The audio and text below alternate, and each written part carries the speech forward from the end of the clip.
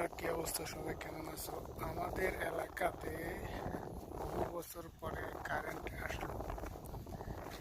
এই যে কারেন্টের ফিল্টার বহু বাড়িতে গেছে। বর্তমানে বন্যার বৃষ্টি এবং জোয়ারের পানি থই থই করতেছে।